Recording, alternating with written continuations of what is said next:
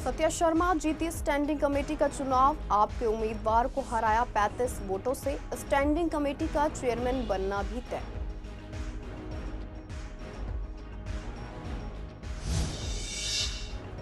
सुंदरनगरी में कबाड़ और गैस माफियों का बोलबाला। अवैध काम से लोगों की जान खतरे में। पुलिस और निगम पर उठ रहे हैं सवाल।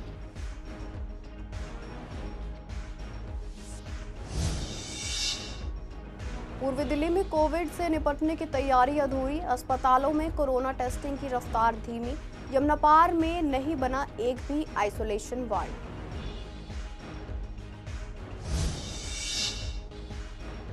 पूर्वी दिल्ली में बढ़ा आवारा कुत्तों का आतंक। इलाके में कुत्तों के हमले का शिकार हो रहे लोग। शिकायत के बाद सिर्फ 3 कुत्तों को हटाया गया।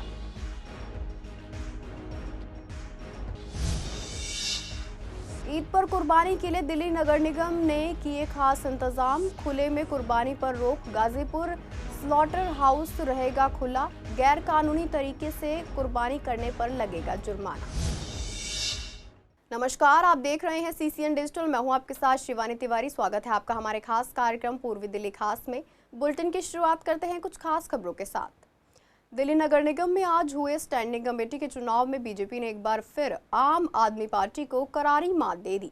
बीजेपी के उम्मीदवार सत्या शर्मा ने 35 वोटों से बड़ी जीत दर्ज की। सत्या शर्मा को 130 वोट मिली, जबकि आम आदमी पार्टी उम्मीदवार हेमा को केवल 95 वोट मिले। कुल 227 वोट डाले गए थे, जिनमें से 2 अवैध घोषित कर दिए गए। इस जीत के बाद अब बीजेपी के सदस्य का स्टैंडिंग कमेटी का चेयरमैन बनना भी तय हो गया है। चेयरमैन का चुनाव 12 जून को होने की संभावना है। स्टैंडिंग कमेटी नगर निगम की सबसे पावरफुल कमेटी मानी जाती है। इससे पहले 2003 में राम बाबू शर्मा पूर्वी दिल्ली से स्टैंडिंग कमेटी के चेयरमैन बने थे। यमुना पार से स्टैंडिंग कमेटी की चेयरमैन बनने वाली सत्या शर्मा पहली महिला होंगी। सत्या शर्मा पूर्वी दिल्ली नगर निगम की मेयर रह चुकी है। वह गौतमपुरी से निगम की सदस्य हैं। इससे पहले वह 3 बार उस्मानपुर से पार्षद रह चुकी हैं। इस तरह वह निगम की सबसे सीनियर पार्षदों में से एक हैं। 2 साल पहले उस समय उनका नाम बहुत चर्चा में आया था, जब मेयर के चुनाव के लिए एलजी ने उन्हें पीठासीन अधिकारी नियुक्त किया था। बार बार हंगामे के कारण निगम की बैठक स्थगित हो रही थी और आखिर सुप्रीम कोर्ट के आदेश पर चुनाव कराया गया था और आम आदमी पार्टी की उम्मीदवार शैली ओबरॉय चुनाव जीती थी। इस साल मेयर के चुनाव के समय भी सत्या शर्मा को ही पीठासीन अधिकारी नियुक्त किया गया था। बीजेपी सूत्रों का कहना है कि सत्या शर्मा का स्टैंडिंग कमेटी का चेयरमैन बनना भी तय है। स्टैंडिंग कमेटी में सदन में 6 सदस्य बनते हैं, जबकि एक सदस्य जोनल कमेटियों से आते हैं। कल हुए जोनल कमेटियों के चुनाव में बीजेपी ने 8 जोन में बाजी मारी है, जबकि सदन से जीतने वाली सत्या शर्मा तीसरी सदस्य हैं। इस तरह 18 सदस्यों में 11 सदस्य बीजेपी के ही हैं। राजधानी का हिस्सा होने के बावजूद सुंदरनगरी क्षेत्र में माफिया राज और अवैध कारोबार की भरमार है। नाम भले ही सुंदर हो, लेकिन हकीकत इसके बिल्कुल उलट है। यहाँ शायद ही कोई गली बची हो जहाँ कबाड़ का धंधा ना हो रहा हो। सबसे खतरनाक स्थिति तब उजागर हुई जब शनिवार को हुए हादसे से सरकारी विभागों की लापरवाही की पोल खोल दी। क्षेत्र में पुराने सीएनजी सिलेंडर की अवैध रिफिलिंग खुलेआम हो रही है। पुराने सिलेंडरों की मरम्मत कर उन्हें वाहनों में लगाने के लिए बाजार में बेचा जा रहा है। कई घरों और दुकानों में ऐसे गोदाम पाए गए हैं। हादसे के बाद भले ही कुछ पर ताले लगे हों, लेकिन स्थानीय लोग जानते हैं कि ये कारोबार किस हद तक फैला हुआ है। कबाड़ियों ने ग्रीन बेल्ट तक कब्जा कर लिया है। जहां तक नजर जाती है, सिर्फ कबाड़ ही दिखता है। अधिकतर कबाड़ी बिना नगर निगम के लाइसेंस के काम कर रहे हैं। स्थानीय लोगों का आरोप है कि पुलिस और निगम के अधिकारियों को भारी चढ़ावा दिया जाता है, जिसके चलते अवैध कार्यों पर आंखें मूंद ली जाती हैं। बीट अफसर और लाइसेंसिंग इंस्पेक्टर सब कुछ जानते हुए भी कार्रवाई नहीं करते। बताया जा रहा है कि लोग अपने 25 गज के घरों के ग्राउंड फ्लोर को 15 से 20 हजार रुपए किराए पर गोदामों को दे रहे हैं, जिससे न केवल खुद की बल्कि पूरे बस्ती की जान खतरे में डाल दी गई है। जनता जानती है, लेकिन प्रशासन बेखबर बना हुआ है। दिल्ली में कोरोना संक्रमण के मामले एक बार फिर धीरे धीरे बढ़ रहे हैं। फिलहाल राजधानी में 393 एक्टिव केस हैं और पिछले 24 घंटे में 124 नए मामले सामने आए हैं। इसी को लेकर पूर्वी दिल्ली के अस्पतालों की बात करें तो अभी किसी भी अस्पताल में कोरोना का कोई भी मरीज भर्ती नहीं है। यमुना पार के किसी अस्पताल में कोरोना के लिए आइसोलेशन वार्ड भी स्थापित नहीं किए गए हैं। पूर्वी दिल्ली के अस्पतालों में ना तो कोरोना टेस्टिंग को लेकर जागरूकता फैलाई जा रही है और ना ही बड़े पैमाने पर जांच की जा रही है। कोरोना की पिछली लहरों में डेडिकेटेड कोविड हॉस्पिटल रहे Rajiv Gandhi super specialist hospital में अब तक कोरोना की टेस्टिंग शुरू नहीं की गई है। डॉक्टरों का कहना है कि जैसे जैसे केस बढ़ रहे हैं टेस्टिंग की रफ्तार बढ़ाई जानी चाहिए और लोगों को सावधानी बरतनी चाहिए। फिलहाल स्थिति गंभीर नहीं है और लोगों को घबराने की जरूरत नहीं है। सावधानी तो डेफिनेटली रखनी पड़ेगी एंड स्टैंडर्ड प्रोटोकॉल है जो हम सब पूरे हिंदुस्तान ने क्या पूरी धरती ने अडेप्ट किया था कि आपको मास्क लगाना है, हैंड हाइजीन वो फॉलो करना है, क्राउडेड प्लेसेस अवॉइड करने हैं। ये बिल्कुल स्टैंडर्ड प्रोटोकॉल्स हैं और हेल्थ एडवाइजरी दिल्ली में, वेस्ट बंगाल में और कर्नाटक में गवर्नमेंट ने इशू भी करी है। महाराष्ट्र में एडवाइस भी किया गया है कि जो सिम्टोमेटोलॉजी अगर किसी पेशेंट को है, किसी व्यक्ति को है, तो वो 5 दिन के लिए आइसोलेट हो लें। यूजुअली इसका इंक्यूबेशन पीरियड 1 से 14 दिन, in maximum cases 5 to 6 days रहता है। तो अगर 5 दिन का आइसोलेशन कर लेते हैं तो बेटर है। हाँ, लग तो रहा है कि हमें अब टेस्ट की संख्या थोड़ी बढ़ानी पड़ेगी और हम डॉक्टर्स को थोड़ा सा सस्पिशन ज़्यादा रखना पड़ेगा कोविड का, ताकि हम जो भी केस पॉजिटिव हो उनको क्वारंटीन कर सकें, आइसोलेट कर सकें, ताकि डिजीज़ का स्प्रेड कम से कम हो। पूर्वी दिल्ली में आवारा कुत्तों की समस्या गंभीर होती जा रही है। ताजा मामला शहादरा जिले से सामने आया है, जहां स्थानीय लोगों ने बताया कि आवारा कुत्तों ने स्थानीय लोगों का जीना दुश्वार कर दिया है। रोजाना 15 से 20 कुत्ते किसी न किसी राहगीरों को काट लेते हैं। शिकायतों के बाद सोमवार को नगर निगम की टीम इलाके में पहुंची और कुत्ते पकड़ने वाली गाड़ियों के साथ 2 दर्जन से ज्यादा कर्मचारियों ने अभियान चलाया। हालांकि इस अभियान में केवल 3 कुत्तों को ही पकड़ा गया और उन्हें नसबंदी के लिए शेल्टर होम ले जाया गया। स्थानीय लोगों ने बताया कि उन्हें काफी परेशानियों का सामना करना पड़ रहा है। कई बार हमने एमसीडी विभाग को, दिल्ली सरकार की वेबसाइट पर और यहां तक कि दिल्ली की सीएम को भी इस समस्या के संबंध में मेल भेजा। हालांकि उन्होंने इस पर एक्शन लिया, लेकिन उसका असर अभी तक ठीक से देखने को नहीं मिला। सिर्फ 3 कुत्तों को ही यहां से हटाया गया, वो भी नसबंदी के बाद वापस लाए जाएंगे। हमने एमसीडी से आग्रह किया है कि इलाके में एक नियमित ड्राइव चलाई जाए और संभव हो तो आनंद विहार में एक वैक्सीनेशन ड्राइव भी लाई जाए, ताकि सभी कुत्तों का यहां पर वैक्सीनेट किया जा सके। बहुत दिक्कतें होती थी, पूरा चौक गंदा करके जाते थे। हम लोगों के आने जाने में, हमारे मेहमान भी आते थे तो हम उनको आने से मना करते थे कि मत आओ मत आओ। अब मुझे बहुत अच्छा लग रहा है, ये ड्राइव बहुत अच्छा निकाला है सरकार ने। तो क्या कुत्ते काट भी लिया करते थे? काट भी लिया करते थे, कई लोगों को काटा है। महीनों से हम लोग इतने परेशान थे, इतने कम से शाम के टाइम भी अगर देखेंगे ना 20-22 तक डॉग्स वगैरह इकट्ठे हो जाते हैं। यहाँ से निकलना बड़ा मुश्किल हो जाता है। और तो इवन क्या नाम है, सीनियर सिटीजन हो गया, बच्चे हो गया, लेडीज़ के लिए इतना मुश्किल हो जाता है, खाने को पड़ते हैं, पीछे होते हैं। तो उसकी वजह से हमने ये ड्राइव चलाई। हमने रिक्वेस्ट करा, कितनी मैंने मेल भी भेजी। उसके बाद मेल भेजने के बाद वो उन्होंने मेरी मेल को एक्सेप्ट किया। फिर कहते हैं हम आ रहे हैं अपने इस चीज़ के लिए। मैंने एक और रिक्वेस्ट उनको भेजी कि आपके यहाँ पे जो डॉक्टर है ना, यहाँ पे कैंप लगाइए, सो दैट कि उनको एक वैक्सीन लगे। हम आपको किसी को हर्ट नहीं करना चाहते, डॉग्स को भी हर्ट नहीं करना चाहते। बस हम ये चाहते हैं कि उनको एक प्रॉपर वैक्सीन लग जाए, सो दैट कि किसी को नुकसान ना हो चीज़ में। ये डॉग्स की प्रॉब्लम बहुत ज़्यादा प्रॉब्लम है। बच्चे, बुजुर्ग, जितनी भी लेडीज़ हैं, जो भी जाता है भागते हैं, डरते हैं स्कूल जाने से, बाहर जाने से। कई बार तो गिर भी गए हैं बच्चे, लेडीज़ भी गिर गई हैं। एक हमारे पार्क में डॉग्स आ जाते हैं, उसके कारण वो फ्रैक्चर भी हो गया एक। 7 जून शनिवार को देश भर में ईद का त्योहार मनाया जाएगा। राजधानी दिल्ली में भी इस मौके पर खास तैयारियां की गई हैं। हर साल बकरीद पर कुर्बानी को लेकर विवाद होता रहा है, इसलिए इस बार दिल्ली नगर निगम ने विशेष निर्देश जारी किए हैं। निगम ने बताया कि इस बार गाजीपुर स्लॉटर हाउस ईद पर खुला रहेगा। लोगों से अपील की गई है कि वे खुले में कुर्बानी ना करें और स्लॉटर हाउस का इस्तेमाल करें। इस बार एक स्पेशल टीम भी बनाई गई है जो निगरानी करेगी। अगर किसी ने खुले में या गैर कानूनी तरीके से कुर्बानी दी तो जुर्माना लगाया जाएगा। दिल्ली नगर निगम के मेयर ने लोगों से पशुओं के अवशेष इधर उधर न फेंकने की अपील की है। इस मौके पर संवाददाता ने गाजीपुर स्लॉटर हाउस जाकर तैयारियों का जायजा लिया।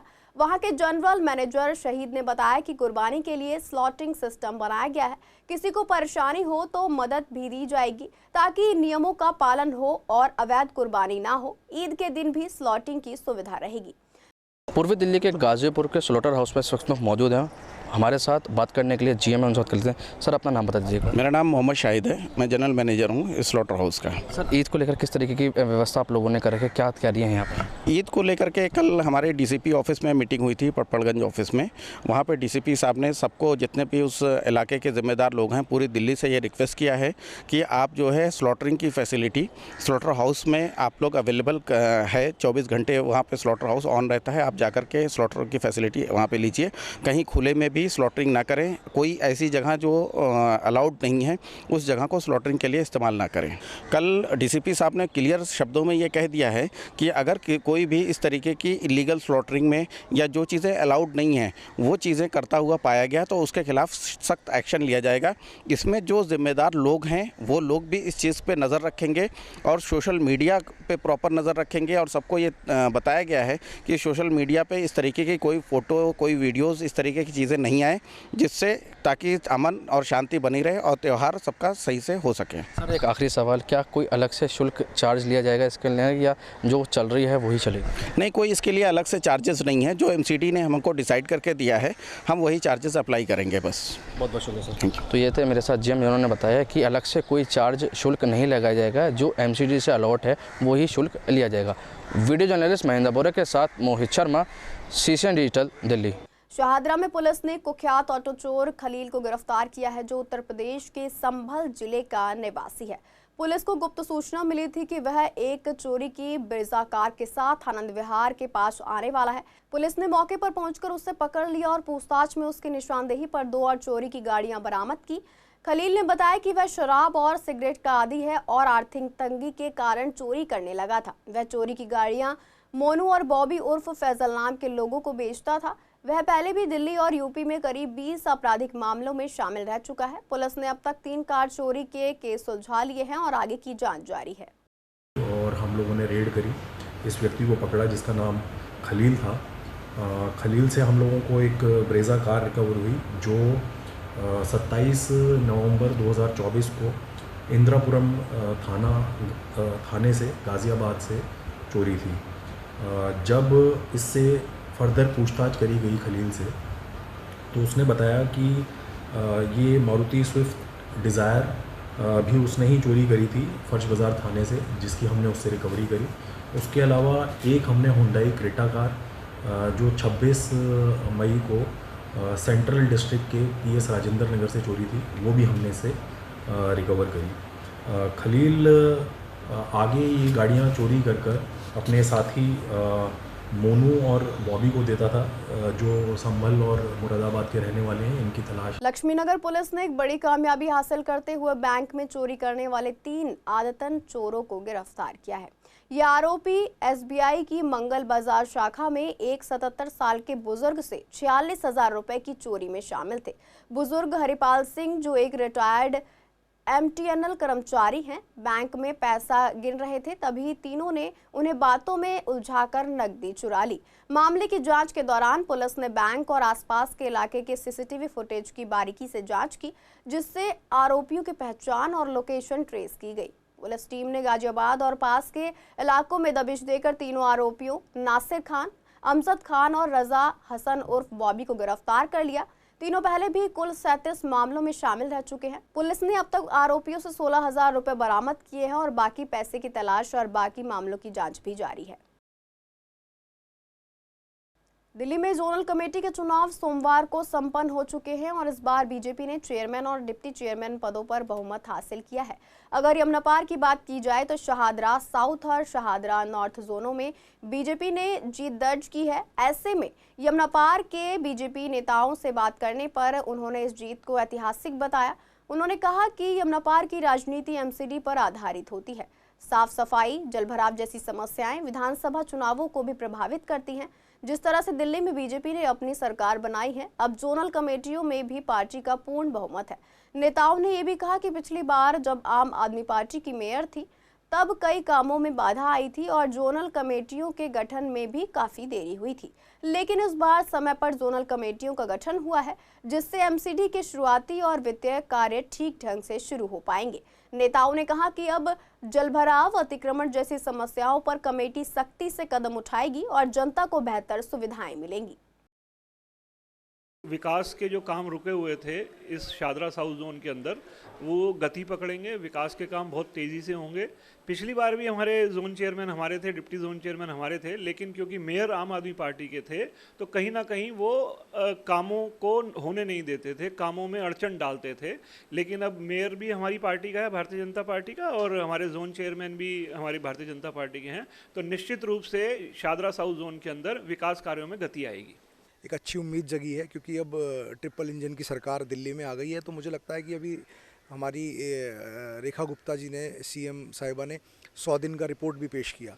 तो ऐसी सरकारें देश में मुश्किल से आती हैं जो 100 दिन का काम करने के बाद जनता के बीच में आती है कि ये हमने काम किया, इसका क्या रिपोर्ट जनता देती है वो सुनने के लिए तैयार रहती है। तो इसका मतलब कहीं ना कहीं काम करने की मंशा है और देशवासियों के साथ, दिल्ली वासियों के साथ मिलकर काम करने की मंशा है। अगर कहीं चूक भी होती है तो उसको सुनने का भी मादा ये सरकार रखती है।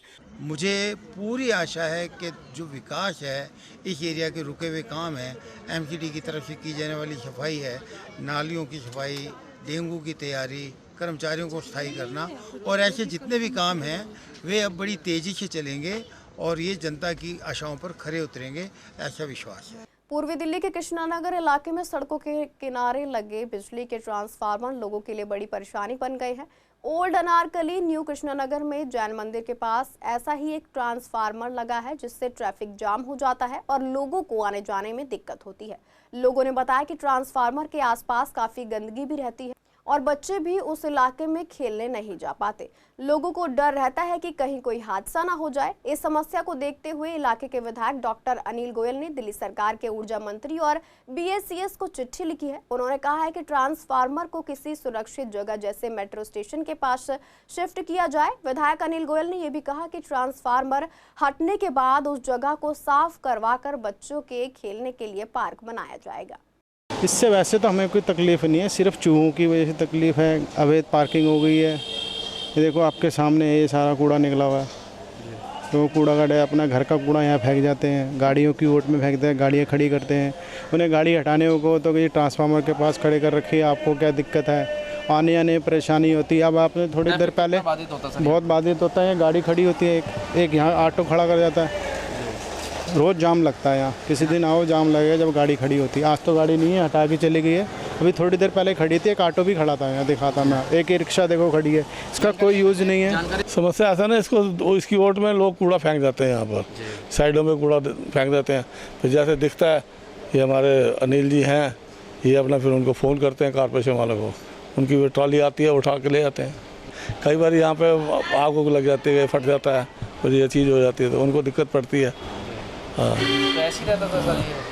हाँ, ये कि जब केबल वगैरह ये ख़राब हो जाती लाइट, तब वो ठीक करने के लिए आते हैं तो थोड़ी दिक्कत पड़ती है। पीछे एक दो बार इन्होंने चेंज भी किया है, ये ट्रांसफार्मर वगैरह चेंज किया है इन्होंने। ये समस्या तो बहुत है, मतलब ऐसे कोई ऐसे समस्या नहीं है, मगर यहाँ पे ना बच्चे आते हैं, बारिश होती है तो यहाँ पे बच्चे आके खड़े होते हैं तो कभी करंट आ जाता है, कभी मतलब अर्थिंग होती है, इस वजह से हमें प्रॉब्लम होती है। तो मैंने इसके लिए एक लेटर भी लिखा अपने माननीय ऊर्जा मंत्री जो दिल्ली के हैं आशीष सूद जी, और मैंने सीईओ जो बीएससीएस के हैं उनको भी एक लेटर लिखा है और मैंने उनसे ये रिक्वेस्ट किया कि भाई जनता की डिमांड पर इसको यहाँ से हटाएं। सर वो हटा के कहाँ शिफ्ट किया जाएगा? देखो मुझे लगता है ये तो उनका विषय है, बस ये ज़रूर मैंने कहा कि इसको ऐसी जगह शिफ्ट किया जाए जहाँ पर आसपास चारों तरफ रेजिडेंशियल एरिया ना हो। उत्तर पूर्वी दिल्ली के सोनिया विहार इलाके में हत्या के मामले में एक गवाह पर 2 बार जानलेवा हमला करने का मामला सामने आया है। पुलिस ने हमले के 5 महीने बाद शनिवार को आरोपियों के खिलाफ मामला दर्ज करके एक आरोपी को पकड़ लिया है। पीड़ित ओमपाल सिंह चौहान पट्टी गांव सोनिया विहार में रहते हैं। 19 दिसंबर 2024 को घर के बाहर एक वैन ने उनको टक्कर मार दी। हमले के बाद 22 दिसंबर को एक आरोपी चरत सिंह ने उन्हें अगली बार ना बचने की धमकी दी। शिकायत पर पुलिस ने वैन के मालिक से पूछताछ की तो पता चला कि उसने वैन की सीट ड्राइवर को दी थी। इसके बाद मामला ठंडे बस्ते में चला गया। इसके बाद पीड़ित ने अदालत का रुख किया। ओमपाल का आरोप है कि साल 2019 में 5 लोगों ने इलाके में बाबूराम नाम के एक शख्स की जमीनी विवाद के चलते हत्या की थी। इस मामले में वह पुलिस की ओर से मुख्य गवाह बन गए थे। आरोपी करीब 3 साल सजा काटने के बाद जमानत पर बाहर आए तो उन्हें धमकाना शुरू कर दिया। अप्रैल में बाइक सवार 2 लड़कों ने उन पर चाकू से हमला भी किया। शिकायत मिलने पर पुलिस ने दोनों लड़कों को दबोच लिया। मामले में चरत सिंह को गिरफ्तार किया गया, लेकिन कुछ ही दिनों के अंदर वह रिहा हो गया। इसे लेकर वह हाईकोर्ट गए तो अदालत ने निष्पक्ष जांच का आदेश दिया। पुलिस ने वैन से हमला करवाने के मामले में आरोपी को पकड़ लिया है। पकड़े गए आरोपी से पूछताछ की जा रही है। उससे ये जानने का प्रयास हो रहा है कि उसने हमला किसके कहने पर किया था। दिल्ली सरकार की स्पेशल ड्राइव के बाद भी यमुना पार के पार्षद अपने कामों से पीछे नहीं है। चाहे वे बीजेपी हो या तो उनको टक्कर देने वाली आम आदमी पार्टी, सभी मानसून से पहले जलभराव की समस्या से निपटने की तैयारी कर रहे हैं। झिलमिल कॉलोनी, सूरजमल विहार और रोहताश नगर जैसे इलाके में डीसिल्टिंग का काम तेजी से चल रहा है। पार्षद शिवानी पांचाल ने बताया कि हनुमान मंदिर से लेकर लोनी रोड तक करीब 900 मीटर लंबा नाला, जिसको 52 नंबर ड्रेन से जाना जाता है, उनके क्षेत्र में आता है, जिसकी सफाई कराई जा रही है। उन्होंने बताया कि सफाई के दौरान निकाली गई गाद को सीधे ट्रैक्टर ट्रॉली में भरवाकर निर्धारित जगह तक पहुंचाया जा रहा है, ताकि आसपास गंदगी ना फैले और लोगों को कोई परेशानी ना हो। स्थानीय लोगों ने भी इस काम की सराहना की और कहा कि इससे बरसात में जलभराव की समस्या काफ़ी हद तक कम हो जाएगी। हमारे पास हनुमान मंदिर से यहाँ लोनी रोड तक हमारे पास 900 मीटर का ये 52 नंबर ड्रेन के नाम से जाना जाता है। हमारे पास ये इस ड्रेन का एक टुकड़ा है, तो जिसको हम पूरा डिसल्टिंग कराते हुए हमने भगवानपुर खेड़ा से चालू किया और हमारे पास यहाँ पे मैक्सिमम 8 पॉइंट्स हमारी ओपनिंग है। तो धीरे धीरे करके सारे पॉइंट्स के हम ओपनिंग को साफ़ करा रहे हैं, सारी गाद निकलवा रहे हैं, बहुत सारी गाद निकलवा रहे हैं, जिससे बारिश में यहाँ पर रहने वाले लोगों को परेशानी ना हो। और गाद निकलने के बाद हम इसमें एंटी लार्वा की जो हमारी पूरी बड़ी वाली जो मशीन आती है, उसके थ्रू यहाँ पे मच्छरों की दवाई भी स्प्रे करवाएंगे, ताकि यहाँ पे रहने वाले लोगों को मच्छरों को सामना ना करना पड़े, उन्हें और कोई बीमारियाँ ना हो। ये जो गाद होती है बहुत ज़्यादा गंदी होती है, तो इससे बहुत सारी, अगर ये यहीं पे पड़ी रहेगी तो ये बहुत सारे स्प्रेडिंग यहाँ पे वायरसेस, बैक्टीरिया और बहुत सारी ऐसी बीमारियाँ हो सकती हैं जो लोगों को परेशान करेंगी। इसलिए हमने ये पहल दिखाई है कि गाद डायरेक्टली ट्रैक्टर में डाल के हम अपने ढलाव पे डायरेक्टली इसको डिस्पोज करेंगे, ताकि लोग परेशान ना हो। पूर्वी दिल्ली के पटपटगंज के डीसीपी ऑफिस में आगामी ईद त्योहार को लेकर एक अहम मीटिंग आयोजित की गई। इस बैठक में डीसीपी, एसीपी, एसएचओ समेत कई पुलिस अधिकारी और स्थानीय नागरिक भी शामिल हुए। मीटिंग में त्योहार के दौरान शांति और कानून व्यवस्था बनाए रखने पर चर्चा की गई। स्थानीय लोगों ने अपने अपने इलाकों से जुड़े सुरक्षा और भीड़ प्रबंधन से जुड़े मुद्दे अधिकारियों के सामने रखे। डीसीपी ने सभी को आश्वासन दिया कि त्योहार को शांतिपूर्वक और सुरक्षित माहौल में मनाने के लिए पूरी तैयारी की जा रही है। साथ ही लोगों से अपील की गई है कि अगर उन्हें अपने इलाके में कोई संदिग्ध व्यक्ति या गतिविधि नजर आती है तो तुरंत अपने बीट कांस्टेबल या नज़दीकी पुलिस स्टेशन को सूचित करें। ईद उल अजहा और जो जिसको बकरीद ईद भी कहते हैं, इस मौके पर सभी मस्जिद कमेटी के लोग मौजूद रहे। डीसीपी धानिया साहब ने बताया कि क्षेत्र में अमन और शांति के साथ ईद उल अजहा का त्यौहार मनाएं। सभी की नमाज सुबह 7 बजे से लेकर 9 बजे तक करीब समाप्त हो जाएगी। इसके बाद कुर्बानी का जो प्रोग्राम होगा, उस कुर्बानी के अंदर सभी को हिदायत दी गई है कि वो पर्दे में ढककर और तरीके के साथ करें। फिलहाल के लिए पूर्वी दिल्ली खास में इतना ही। ऐसी तमाम अपडेट्स के लिए बने रहिए CCN डिजिटल के साथ।